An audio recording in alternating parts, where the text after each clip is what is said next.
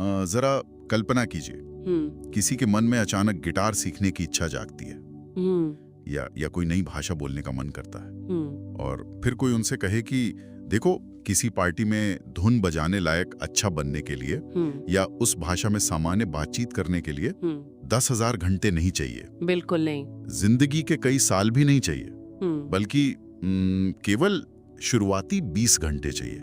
हाँ, सिर्फ 20 घंटे। हाँ, मतलब सिर्फ 20 घंटे। सच कहूं तो ये सुनने में किसी लेट नाइट टीवी इन्फोमर्शियल के सस्ते वादे जैसा लगता है ना। हाँ। कि बस 20 घंटे दीजिए और जादू देखिए। बिल्कुल, पहली बार सुनने में तो ये दावा किसी चमत्कार या मार्केटिंग नौटंकी जैसा ही लगता है। हाँ। लेकिन आज हम जिस रिसर्च और सोर्स मटेरियल का गहराई से विश्लेषण कर रहे हैं ना, वो कोई हवाई बात नहीं है। अच्छा। हाँ, ये असल में इंसानी दिमाग की कार्यप्रणाली, हमारी न्यूरोबायोलॉजी और जो हमारा लर्निंग सिस्टम है, उसका एक बहुत ही ठोस विज्ञान है। ये रिसर्च साबित करती है कि किसी भी नई स्किल में एक डिसेंट या इस्तेमाल करने लायक स्तर तक पहुंचने के लिए सालों की कड़ी मेहनत नहीं, बल्कि सही तरीके से डिजाइन किए गए 20 घंटों की जरूरत होती है। तो आज का हमारा मिशन यही है। इस गहन चर्चा में या कहें इस डीप डाइव में हम उन मनोवैज्ञानिक परतों को खंगालेंगे जो ये बताती हैं कि आखिर क्यों लोग नई चीजें सीखते हुए बीच में ही हार मान लेते हैं। बिल्कुल। तेज सीखने के पीछे का असल बायोलॉजिकल विज्ञान क्या है और कैसे कोई भी सामान्य इंसान बिना किसी जन्मजात गॉड गिफ्टेड टैलेंट के एक नया कौशल हासिल कर सकता है। सही बात है। क्योंकि मतलब सच कहूं तो हम सब ने वो दौर देखा है, बड़े उत्साह के साथ एक महंगा गिटार खरीद लेना। हाँ, या जिम की साल भर की मेंबरशिप ले लेना। एकदम। या कोडिंग का ऑनलाइन कोर्स शुरू कर देना और फिर 10 दिन बाद क्या होता है, वो जो गिटार है ना, वो कमरे के कोने में एक बहुत ही महंगा कपड़े टांगने वाला हैंगर में बदल जाता है। हैंगर में, हाँ। तो मतलब ऐसा होता क्यों है? गिटार का हैंगर बन जाना ये एक बहुत ही सटीक उदाहरण है और इसका कारण इंसान की क्षमता की कमी बिल्कुल नहीं है। अच्छा? नहीं, अगर हम इस पूरे परिदृश्य को मनोवैज्ञानिक नजरिए से देखें तो असल समस्या ये है कि इंसान एक बहुत ही गलत माइंडसेट के साथ मैदान में उतरता है।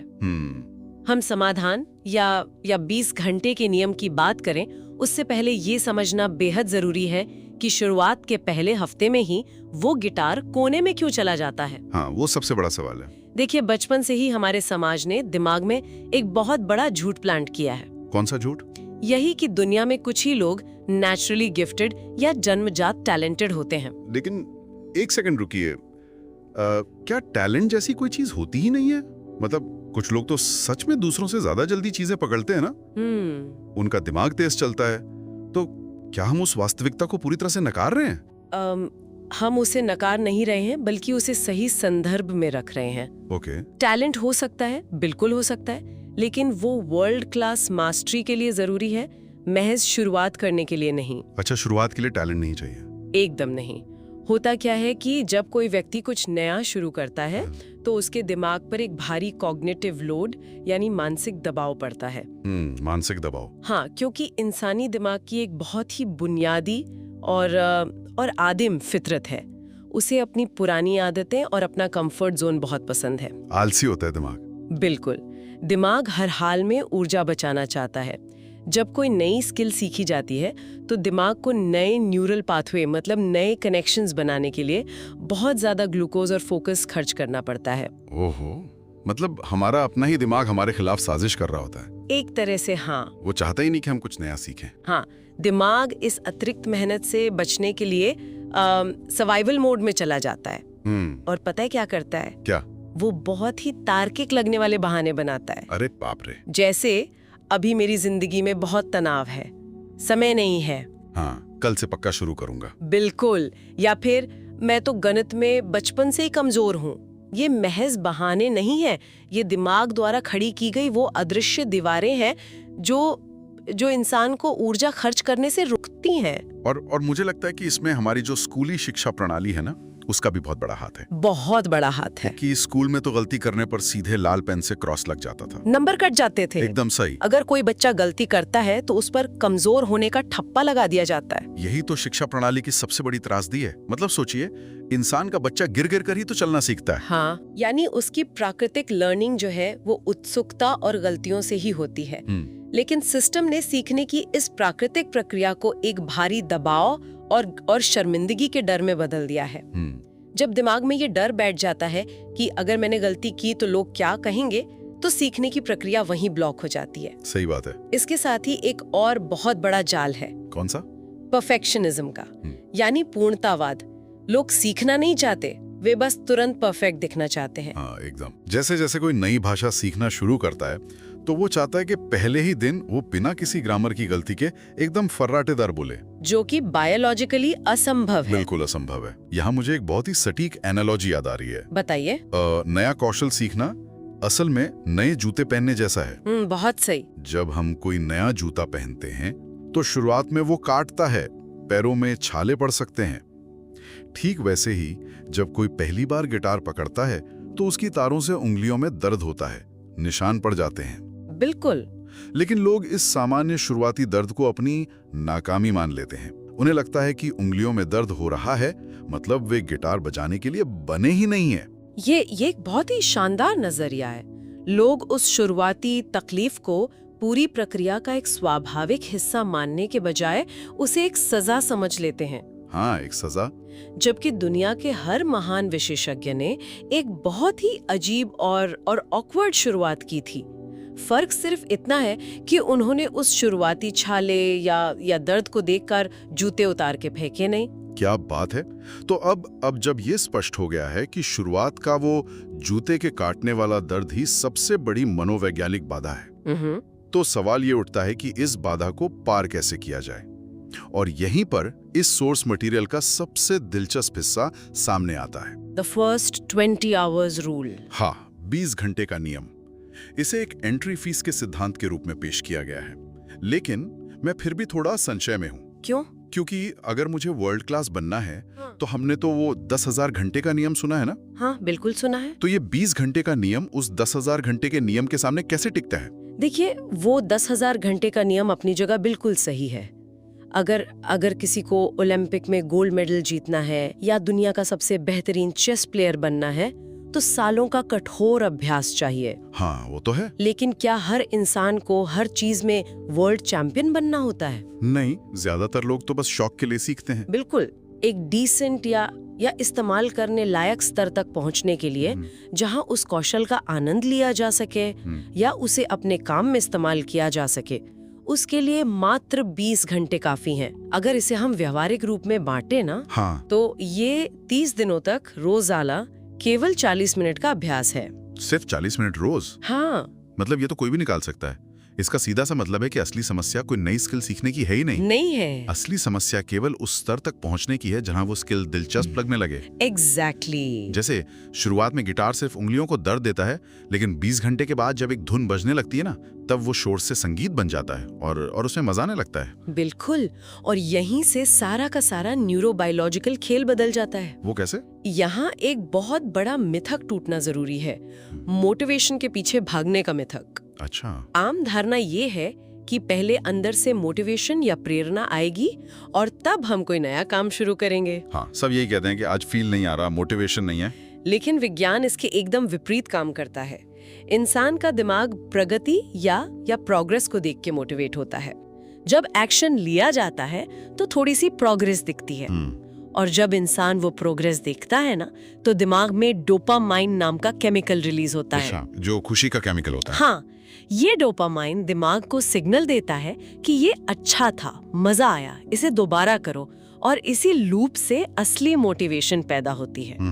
जो इंसान फर्स्ट 20 आवर्स कंप्लीट कर लेता है, वो मानसिक रूप से अपने डर और फ्रस्ट्रेशन के बैरियर को पूरी तरह तोड़ देता है। क्या बात है। हमारे सोर्स मटेरियल में टच टाइपिंग का बेहतरीन उदाहरण है। हाँ, मैंने भी पढ़ा था वो। पहले दिन कीबोर्ड पर उंगलियां गलतियां करती हैं, दूसरे दिन भयंकर चिड़चिड़ाहट होती है कि क्या हो रहा है। एकदम। लेकिन अगर लगातार अभ्यास हो, तो 7वें दिन स्पीड बढ़ने लगती है और 30वें दिन तक सब कुछ स्वाभाविक लगने लगता है, जैसे उंगलियों को खुद ही याद हो कि कौन सा बटन कहाँ है। ये तो बहुत ही शक्तिशाली कॉन्सेप्ट है, लेकिन फिर एक सवाल उठता है मेरे मन में। बताइए। क्या ये 20 घंटे सिर्फ बिना सोचे समझे रैंडम तरीके से प्रैक्टिस करने के लिए हैं? नहीं, बिल्कुल नहीं। क्योंकि अगर कोई बस गिटार लेकर 20 घंटे उसे घुड़ता रहे या गलत तरीके से तार खेड़ता रहे तो शायद ही कुछ हो पाए। ये आपने एक बहुत ही महत्वपूर्ण सवाल उठाया है। देखिए, 20 घंटे कोई जादू की छड़ी नहीं है। अगर दिशा सही नहीं है तो समय बर्बाद ही होगा। वही तो। इसीलिए जो डेटा हम देख रहे हैं उसमें तेज सीखने के 10 ठोस सिद्धांत दिए गए हैं। 10 सिद्धांत? हाँ, ये सिद्धांत सीखने की गति को बायोलॉजिकली और मनोवैज्ञानिक रूप से तेज कर देते हैं। अगर हम इन 10 सिद्धांतों को ध्यान से देखें तो ये कोई रैंडम लिस्ट नहीं है। मुझे लगता है हम इन्हें कुछ खास श्रेणियों में बांट सकते हैं। हाँ, बिल्कुल। जैसे पहले कुछ सिद्धांत तो सीधे तौर पर दिमाग की उलझन कम करने के बारे में है। सही कहा। इनमें क्लैरिटी यानी स्पष्टता, डिकंस्ट्रक्शन यानी कौशल को छोटे हिस्सों में तोड़ना, और एसेंशियल्स फर्स्ट मतलब जरूरी चीजें पहले सीखना शामिल है। बहुत सही विश्लेषण है आपका। दिमाग को धुंधली या अनक्लियर चीजों से डर लगता है। सिर्फ ये कहना कि मुझे कोडिंग सीखनी है, ये एक बहुत ही कमजोर और डरावना लक्ष्य है। बहुत बड़ा लगता है ना सुनने में। हाँ, इसके बजाय लक्ष्य होना चाहिए, मुझे 30 दिन में एक बेसिक वेबसाइट बनानी है। अच्छा, तो ये क्लैरिटी हो गई। बिल्कुल। जब लक्ष्य इतना स्पष्ट होता है तो दिमाग खुद ब खुद रास्ता ढूंढने लगता है। और फिर आता है डिकंस्ट्रक्शन। जब पूरी स्किल को एक साथ देखा जाता है तो दिमाग का एमिगडाला घबरा जाता है, वो पैनिक करने लगता है। वो सर्वाइवल मोड वाला हिस्सा। हाँ, लेकिन अगर बड़ी स्किल को छोटे छोटे हिस्सों में तोड़ दिया जाए तो वो बहुत आसान हो जाता है। जैसे अगर पब्लिक स्पीकिंग सीखनी है तो उसे एक साथ सोचने के बजाय आवाज का उतार चढ़ाव, बॉडी लैंग्वेज और स्क्रिप्ट राइटिंग में तोड़ देना। एग्जैक्टली। और फिर एसेंशियल्स फर्स्ट के तहत उन बुनियादी चीजों को सबसे पहले सीखना जो सबसे ज्यादा प्रभाव डालती हैं। 80-20 का नियम जो होता है, 80-20 रूल। बिल्कुल। इसके बाद जो सिद्धांत आते हैं वे हमारे माहौल या एनवायरनमेंट डिजाइन से जुड़े हैं। अच्छा। अक्सर लोग अपनी इच्छा शक्ति या विल पावर पर बहुत अधिक निर्भर करते हैं, लेकिन इच्छा शक्ति कोई असीमित स्रोत नहीं है, वो खत्म हो जाती है। हाँ, ये एक बैटरी की तरह है जो दिन भर के फैसलों से खत्म हो जाती है।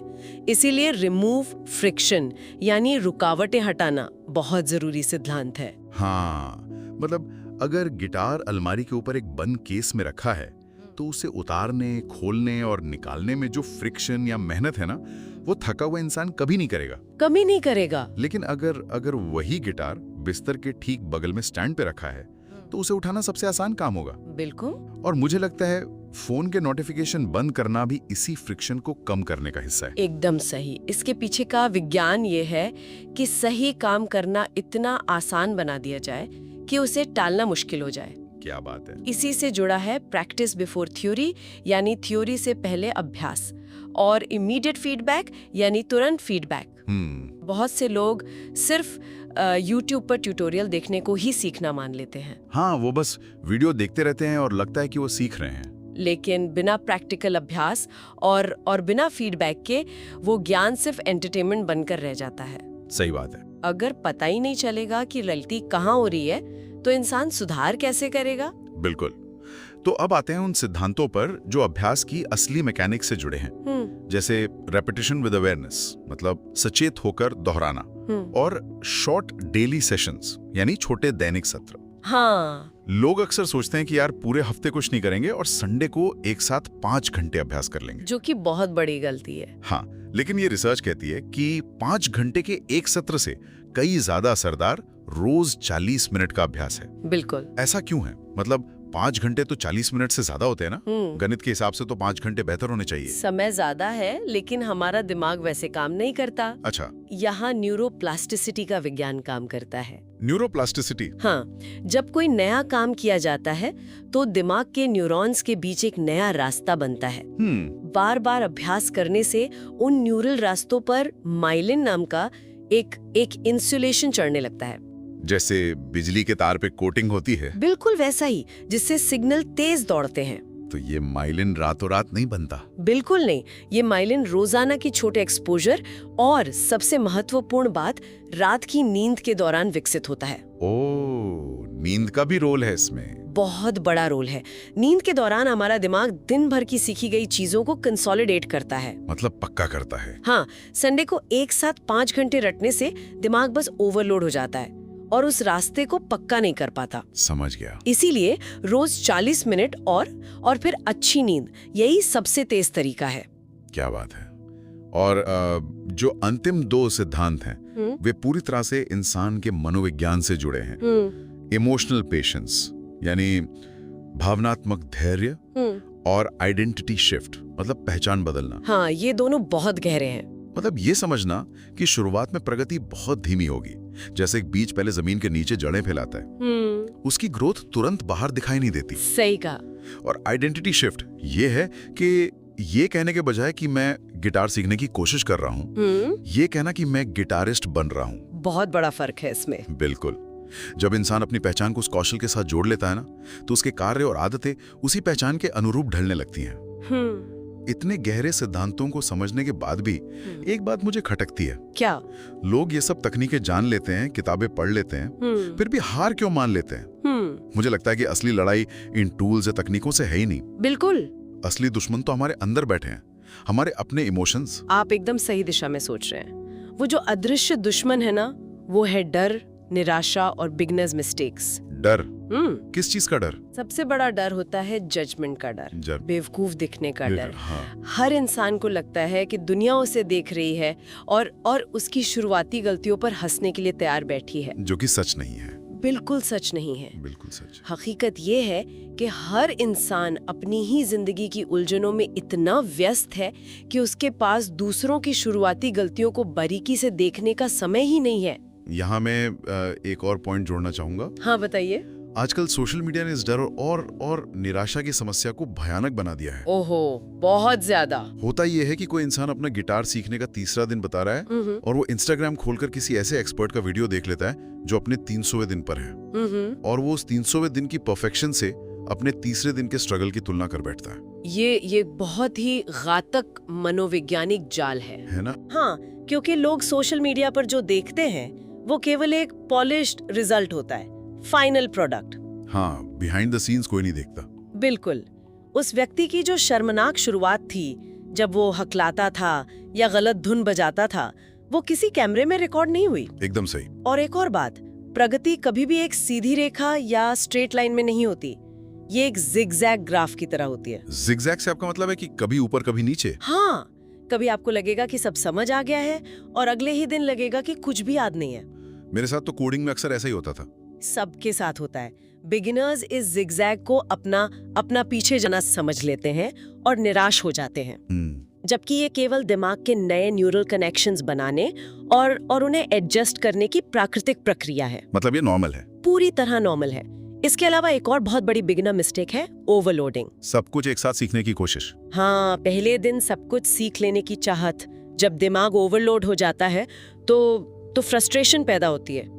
इसीलिए आत्मविश्वास कभी भी शुरुआत में नहीं आता। अच्छा? नहीं, आत्मविश्वास हमेशा एविडेंस यानी साक्ष्यों से आता है, जो रोज के लगातार एक्शन लेने से बनते हैं। क्या बात है। तो अब जब हम डर को हराने और तेजी से सीखने के पूरे विज्ञान को समझ चुके हैं, तो सवाल उठता है कि अपना ये समय और ऊर्जा किन स्किल्स पर निवेश करनी चाहिए। इस डेटा में कुछ हाई इम्पैक्ट या रियल लाइफ स्किल्स की बात की गई है जो भविष्य में सबसे ज्यादा काम आएंगी। बिल्कुल। दुनिया बहुत तेजी से बदल रही है। हाँ। इस डेटा के अनुसार सबसे महत्वपूर्ण स्किल्स में शामिल है कम्युनिकेशन। सिर्फ बोलना नहीं, ये केवल व्याकरण के साथ बोलने की कला नहीं है, बल्कि अपना प्रभाव डालना और अपनी बात को स्पष्टता से रखने की क्षमता है। इम्पैक्ट डालना। दूसरी है सेल्स, और सेल्स का मतलब सिर्फ सामान बेचना नहीं है। तो फिर क्या है? सेल्स का मतलब है लोगों का विश्वास जीतना और अपने आइडियाज को दुनिया के सामने सही तरीके से प्रस्तुत करना। इसके साथ ही राइटिंग यानी स्पष्टता के साथ लिखना आज के डिजिटल युग में बहुत बड़ी ताकत है। बहुत बड़ी। कहते हैं ना कि जो इंसान साफ लिख सकता है वो साफ सोच भी सकता है। बिल्कुल सही। एक और स्किल जो मुझे सबसे अनोखी लगी वो है सीखना कैसे है ये सीखना, यानी लर्निंग हाउ टू लर्न। ये तो सबसे जरूरी है। और इसके अलावा मनी मैनेजमेंट और डिजिटल लेवरेज, मतलब फोन का उपयोग अपने लिए अवसर बनाने के लिए करना, ना कि सिर्फ घंटों रील स्क्रॉल करके दूसरों को अमीर बनाने के लिए। बिल्कुल सही कहा आपने।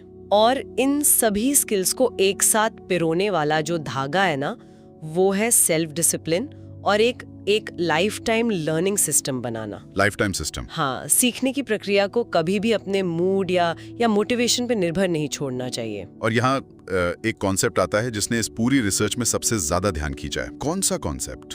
बोरिडम टॉलरेंस, यानी बोरियत सहने की क्षमता। बोरियत सहने की क्षमता, ये तो बहुत ही चौंकाने वाला कॉन्सेप्ट है ना? हाँ, मतलब हम तो हमेशा सोचते हैं कि जो महान लोग होते हैं वो हमेशा किसी जोन में होते हैं।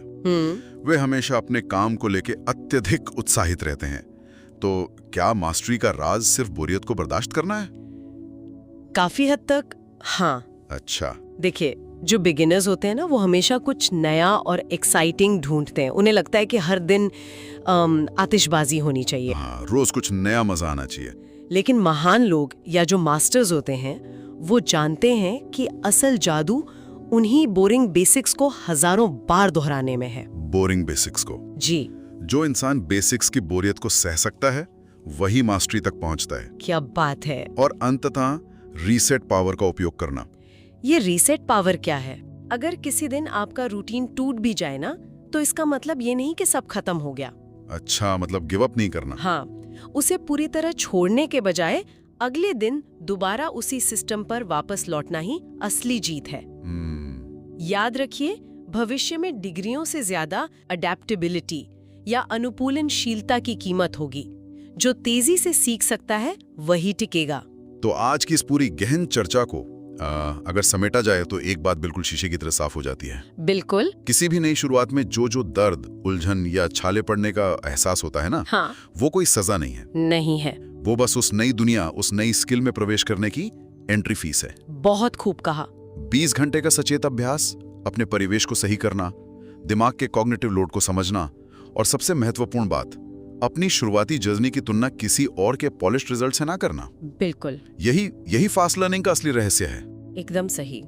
जब हम इन बायोलॉजिकल और मनोवैज्ञानिक सिद्धांतों को समझकर अपने जीवन में उतार लेते हैं ना, तो हम पाते हैं कि हमारी क्षमताएं हमारी खुद की कल्पना से कई अधिक विस्तृत हैं। हाँ, और इस सब पर गौर करने के बाद एक बहुत ही गहरा विचार मन में आता है। श्रोताओं के लिए भी ये सोचने वाली बात है कि अगर सीखना कैसे है, ये अपने आप में सबसे बड़ी स्किल है। हाँ। और केवल 20 घंटे का सही फोकस किसी भी नई दुनिया के दरवाजे खोल सकता है। बिल्कुल खोल सकता है। तो जरा सोचिए, हम अपनी ही बनाई किन मानसिक सीमाओं में कैद हैं।